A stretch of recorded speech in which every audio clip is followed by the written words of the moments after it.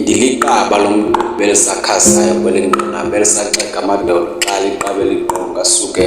ndingqayame ngodonga ndingqamane nomboko xa ndibonga kube yinzwi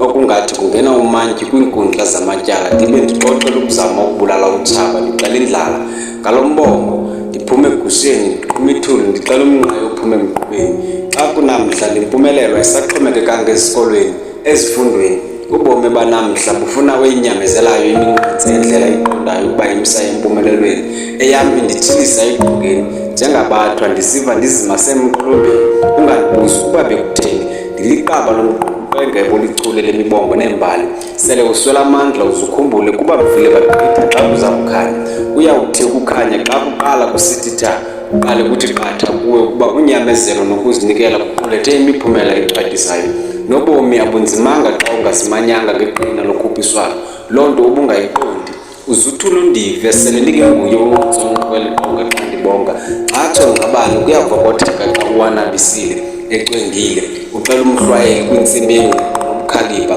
sele uhlwayela bemisa ingqondo beqokelelana iphupha lakho bedibana ngalo bequla bequzuka ngalo njengofudo usuchule ukunyathela mntwana omkhulu olu siba seluswela incindi ndim uqengeba uwaqinqa ubuchule bokubumba amagama kodwa mandingacikozi